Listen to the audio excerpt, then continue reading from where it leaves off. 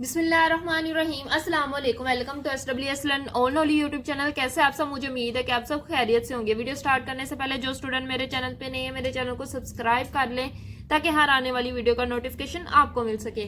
आज की वीडियो में इंशाल्लाह पढ़ेंगे प्रॉपर्टीज ऑफ लिक्विड।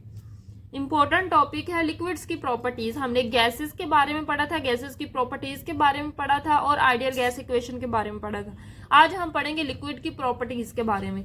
पहली प्रॉपर्टीज है diffuse like gas, rate of diffusion is lower than gases. जो लिक्विड्स हैं वो बिल्कुल गैसेस के दौरान डिफ्यूज करते हैं। डिफ्यूजन क्या है? जैसे ये लिक्विड्स और ये उसके मॉलिक्यूल्स हैं, एक जगह पे पड़े हुए लिक्विड। अब ये इसके मॉलिक्यूल्स, तो ये क्या कहेंगे, बह के अगर किसी ऐसी जगह पे चले जाएं जहां इसकी कंसंट्रेशन कम है और वहां चले जाएं तो इसको कहते हैं डिफ्यूजन। एक जगह से जहां लिक्विड की हाई कंसंट्रेशन है दूसरी जगह चले जाए जहां लिक्विड की कम कंसंट्रेशन है, इस चीज को हम कहते हैं डिफ्यूजन। जैसे अगर आप पानी ले, पानी में आप इंक डालें तो इंक क्या करेगी, आहिस्ता आहिस्ता पूरे पानी में फैलना शुरू कर देगी। तो ये इंक की डिफ्यूजन है। इंक भी क्या है, एक लिक्विड, तो वो पानी में डिफ्यूजन कर रही है। तो सेम एग्जांपल है इसी तरह डिफ्यूजन की। तो डिफ्यूजन बिल्कुल ये गैसेस के तरह करते हैं, लेकिन अगर आप देखें तो अगर हम इंक डालें पानी में तो बिल्कुल आहिस्ता आहिस्ता डिफ्यूजन करती। रेट ऑफ डिफ्यूजन मतलब स्पीड क्या है डिफ्यूजन की, तो वो गैसेस की निस्बत कम होती है। अगर हम गैसेस देखें तो गैसेस जो है वो जल्दी से पूरे कमरे में फैल जाती, वो भी क्या है, डिफ्यूजन। इसकी निस्बत अगर हम लिक्विड्स की बात करें, जैसे मैं इंक की बात करी तो इंक को पानी में डाला तो वो बिल्कुल आहिस्ता आहिस्ता पूरे पानी में फैलेगी। सो गैसेस जल्दी फैल जाती है, उनकी डिफ्यूजन ज्यादा होती है, उनका रेट ऑफ डिफ्यूजन ज्यादा होता है। अगर हम लिक्विड की बात करें तो वो भी गैसेस की तरह डिफ्यूज जरूर करते हैं, लेकिन उनका रेट ऑफ डिफ्यूजन गैसेस की निस्बत कम होता है। अगला सेकंड पॉइंट ये है कि उनके मॉलिक्यूल्स के दरमियान little space among molecules due to the intermolecular forces. हमने बात की गैसेस, अगर किसी कंटेनर में गैसेस है ना तो उसके मॉलिक्यूल इस तरह है। अगर किसी कंटेनर में लिक्विड है तो उसके मॉलिक्यूल इस तरह एक दूसरे के करीब करीब है। अब मॉलिक्यूल्स जो हैं उनके दरमियान स्पेसेस क्या है, कम, लेकिन गैसेस में स्पेसेस ज्यादा होती है। तो लिक्विड में स्पेसेस कम है ड्यू टू इंटरमोलिकुलर फोर्सेस। एक मॉलिक्यूल और दूसरे मॉलिक्यूल के दरमियान कशिश होती है, फोर्स ऑफ अट्रैक्शन होती है, जिसकी वजह से मॉलिक्यूल्स के दरमियान स्पेस कम होती। ये जो अट्रैक्शन है इसको कहते हैं इंटरमोलिकुलर फोर्सेस। Intermolecular forces. एक मॉलिक्यूल की दूसरे मॉलिक्यूल के साथ जो अट्रैक्शन है इसको कहते हैं इंटरमोलिकुलर फोर्सेस। और लिक्विड में अगर हम देखें तो मॉलिक्यूल्स के दरमियान स्पेस कम होती है क्योंकि इनमें इंटरमोलिकुलर फोर्सेस ऑफ अट्रैक्शन ज्यादा होती है। अब हम बात करते हैं कंप्रेसिबल। हमने कहा कि हम दबा सकते हैं गैसेस को। गैसेस को अगर हम इधर प्रेशर डालें तो गैसेस को हम दबा सकते हैं, लेकिन अगर हम लिक्विड को देखें तो जो लिक्विड है वो 10⁵ टाइम लेस कंप्रेसिबल है देन गैसेस, यानी ये गैसेस से कम कंप्रेसिबल है। अगर हम इनके ऊपर प्रेशर डालें तो इतना नहीं इनको दबा सकते जितना हम गैसेस को दबा सकते हैं। अगर हम इसके ऊपर प्रेशर डालें इधर से तो हम इस गैसेस को ज्यादा दबा सकते हैं, लेकिन अगर हम लिक्विड के ऊपर प्रेशर डालें तो लिक्विड को इतना ज्यादा हम नहीं दबा सकते। लिक्विड्स जो है वो गैसेस की निस्बत कम कंप्रेसिबल है। कितना कम कंप्रेसिबल है? 10⁵ टाइम लेस कंप्रेसिबल है। अगर हम सॉलिड की बात करें तो सॉलिड है किसी कंटेनर में, सॉलिड में मॉलिक्यूल बिल्कुल एक दूसरे के साथ जुड़े होते। तो अगर आप किसी भी सॉलिड चीज को दबाने की कोशिश करो तो वो बिल्कुल भी नहीं कंप्रेस होती। सॉलिड में मॉलिक्यूल एक दूसरे के साथ बिल्कुल जुड़े होते। लिक्विड को तो फिर भी हम थोड़ा सा कंप्रेस कर लेते हैं, लेकिन सॉलिड बिल्कुल हार्ड चीज होती है और उसको हम कंप्रेस नहीं कर सकते, उसको हम दबा नहीं सकते। सॉलिड लिक्विड से भी कम कंप्रेसिबल है। हम लिखेंगे 10 times more compressible than solid. जो लिक्विड है ये 10 टाइम मोर कंप्रेसिबल है देन सॉलिड। सॉलिड को हम कंप्रेस कर ही नहीं सकते। लिक्विड कम कंप्रेसिबल है गैसेस की निस्बत और ज्यादा कंप्रेसिबल है सॉलिड की निस्बत। फोर्थ प्रॉपर्टी ये है कि जो लिक्विड के मॉलिक्यूल है वो रैंडम मोशन शो करते हैं, यानी किसी कंटेनर में जैसे लिक्विड है तो वो उसके मॉलिक्यूल क्या करेंगे, कभी यहाँ मूव करेंगे, कभी यहाँ मूव करेंगे, कभी यहाँ, यानी वो रैंडम मोशन शो करती। लेकिन अगर हम इनकी मोशन का कंपैरिजन करें गैसेस से तो गैसेस में क्या है, मॉलिक्यूल दूर दूर है, आपस में स्पेस ज्यादा है, तो वो इजीली एक जगह से दूसरी जगह फास्टली मूव कर सकते हैं। लेकिन लिक्विड में देखें तो मॉलिक्यूल एक दूसरे के करीब करीब है, स्पेस भी कम है, सो अगर मॉलिक्यूल मूव भी करेगा तो थोड़ा मूव करेगा क्योंकि स्पेस ही कम है। सो हम कहेंगे जो मॉलिक्यूल्स हैं लिक्विड के शो कांस्टेंट रैंडम मोशन, मुसलसल मोशन करते रहते हैं, but speed of movement is lower than gases. Gases में मूवमेंट ज्यादा होगी क्योंकि उनमें एम्प्टी स्पेस है, मॉलिक्यूल एक दूसरे से दूर दूर है, इसलिए मूवमेंट ज्यादा होगी। लेकिन जो लिक्विड है इसमें मॉलिक्यूल्स भी मूवमेंट शो करते हैं।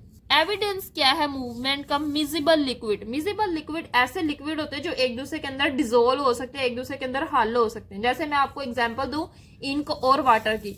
अगर हम इंक को लें और वाटर में डिसोल्व करें तो दोनों क्या होते हैं, एक दूसरे के अंदर डिसोल्व हो जाते हैं, हल हो जाते हैं, तो वो क्या है, मिजिबल लिक्विड्स। इसी तरह अगर हम दूध की और पानी की एग्जांपल है, दूध और पानी को अगर हम इकट्ठा कर दे, आपस में मिक्स करें, तो वो भी दोनों क्या आपस में डिसोल्व हो जाते हैं, हल हो जाते हैं, तो वो भी क्या है, मिजिबल लिक्विड्स। आपने याद रखना वो लिक्विड्स जो डिसोल्व हो जाते हैं, एक दूसरे के अंदर हल हो जाते हैं, वो मिजिबल लिक्विड्स होते हैं। तो मिजिबल लिक्विड्स एविडेंस है मूवमेंट का। जैसे अगर कोई भी पानी उसमें हम इंक डालते तो इंक क्या करती है, आहिस्ता आहिस्ता पूरे पानी में फैल जाती है, तो वो उसकी किस चीज को शो कर रहा है, मूवमेंट को। वो हल क्यों हो रहे हैं, मूवमेंट की वजह से। इंक के जो पार्टिकल है वो मूवमेंट शो कर रहे हैं पूरे पानी में, इसलिए वो डिसोल्व हो रहे हैं। So miscible liquid is an evidence for free motion of molecules. Molecules की फ्री मोशन को डिस्क्राइब करते हैं miscible liquids. Then fifth properties है liquid expand when temperature is increased, expansion is negligible as compare to gases. अगर हम liquid ले और उसको गर्म करना शुरू कर दे तो वो क्या करेगी, आहिस्ता आहिस्ता एक्सपैंड करना शुरू कर देंगे। लिक्विड्स जो है वो एक्सपैंड करना शुरू कर देंगे, फैलना शुरू कर देंगे। अगर हम देखें पानी को गर्म करना शुरू करें और ऐसा टाइम आ जाता है जब वो कंप्लीटली बॉयल होने की स्टेज पे आता है, उसमें बबल्स फॉर्मेशन होती है, तो वो क्या कर रहे होते हैं, एक्सपेंशन शो कर रहे होते हैं, एक्सपैंड कर रहे होते हैं। तो टेम्परेचर इंक्रीज करने से लिक्विड एक्सपैंड करता है। लेकिन अगर हम देखें तो हम देखें पानी का लेवल इतना है, अगर फुल एक्सपैंड करते हैं तो पानी का लेवल कितना होता है, अगर देखो पानी पहले इतना है, अगर हम उसको गर्म कर रहे हैं ना तो वो इतना ही रहेगा, थोड़े थोड़े उसमें बबल्स फॉर्मेशन होंगी। एक्सपेंशन इसने शो की है, लेकिन इसकी जो एक्सपेंशन है वो निग्लिजिबल है, यानी हम उसको इग्नोर कर सकते हैं, हमें इतनी महसूस नहीं होती गैसेस के निस्बत। निग्लिजिबल है एज कंपेयर टू गैसेस। क्यों? क्योंकि अगर हम गैसेस को एक्सपैंड करें, गैसेस का टेम्परेचर इंक्रीज कर दे तो वो पूरी फैल जाती हैं, उनकी एक्सपेंशन बहुत ज्यादा है, और इसलिए लिक्विड की इनकी निस्बत बहुत कम है, यानी निग्लिजिबल है। अगला पोस्टुलेट है kinetic molecular theory. Kinetic molecular theory के मुताबिक जो लिक्विड्स है ना वो रैंडम मोशन शो करते हैं। क्या शो करते हैं? मोशन। अब हमारी बॉडी में दो तरह की एनर्जीज होती हैं, एक होती है पोटेंशियल एनर्जी और एक होती है काइनेटिक एनर्जी।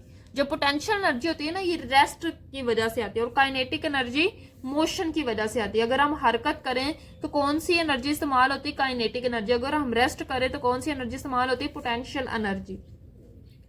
सो अगर कोई चीज मोशन करी, जैसे लिक्विड क्या है, मुसलसल मूव करे, तो लिक्विड के मॉलिक्यूल्स क्या है, मुसलसल मूव करे, इसका मतलब ये है कि उनके पास काइनेटिक एनर्जी है, वो कुछ ना कुछ अमाउंट पोजेस करते हैं काइनेटिक एनर्जी की। ये काइनेटिक एनर्जी टेम्परेचर इंक्रीज करने से ज्यादा इंक्रीज होती है। देखो टेम्परेचर इंक्रीज करते हैं, जैसे अगर हम किसी पानी को बॉयल कर रहे हैं तो एक वक्त आएगा कि उसमें बबल्स की फॉर्मेशन हो जाएगी, मॉलिक्यूल्स इतना ज्यादा मूव करेंगे कि उनके बबल्स फॉर्मेशन होगी। तो काइनेटिक एनर्जी इंक्रीज करती है अगर हम टेम्परेचर को बढ़ा दे, टेम्परेचर इंक्रीज कर दे।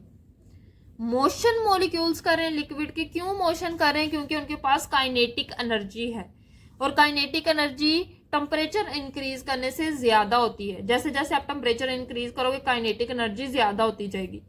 जैसे अगर मैं आपको एग्जांपल दूं, अगर पानी ले और उसको गर्म करना शुरू कर दें तो वो क्या करेंगे, आहिस्ता आहिस्ता वेपर्स में चेंज हो जाएंगे।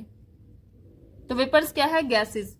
तो ये बिल्कुल एक एग्जांपल है कि मॉलिक्यूल्स की इतनी ज्यादा काइनेटिक एनर्जी इंक्रीज हो चुकी है कि वो वेपर्स में कन्वर्ट होके फैलना शुरू हो गए। टेम्परेचर इंक्रीज किया, मॉलिक्यूल्स की काइनेटिक एनर्जी इंक्रीज हुई और वो वेपर्स में कन्वर्ट हो गए, यानी गैसेस में।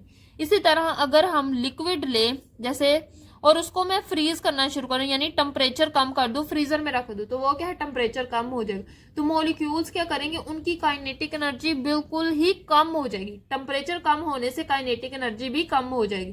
तो मॉलिक्यूल्स की काइनेटिक एनर्जी इतनी कम हो जाएगी कि वो सॉलिड में कन्वर्ट हो जाएंगे और एक आइस की फॉर्मेशन होगी, यानी बर्फ बन जाएंगे। तो टेम्परेचर इंक्रीज करने से काइनेटिक एनर्जी इंक्रीज होगी और टेम्परेचर डिक्रीज करने से काइनेटिक एनर्जी डिक्रीज होगी, यानी कम होगी। सो ये थी आज की वीडियो जिसमें हमने प्रॉपर्टीज ऑफ लिक्विड्स के बारे में पढ़ा। इंशाल्लाह इससे नेक्स्ट वीडियो में इंटरमोलिकुलर फोर्सेस के बारे में पढ़ेंगे। इंटरमोलिकुलर फोर्सेस की first time most important chapter का सबसे ज्यादा इंपॉर्टेंट टॉपिक है, आपने उसको ध्यान से सुनना है और इंशाल्लाह मैं बहुत जल्द वो लेक्चर अपलोड करने की कोशिश करूंगी। वीडियो अच्छी लगी तो वीडियो को लाइक करें और मजीद इसी तरह की वीडियोस के लिए मेरे चैनल को सब्सक्राइब करें। दुआ में जरूर याद रखिएगा। अल्लाह हाफिज।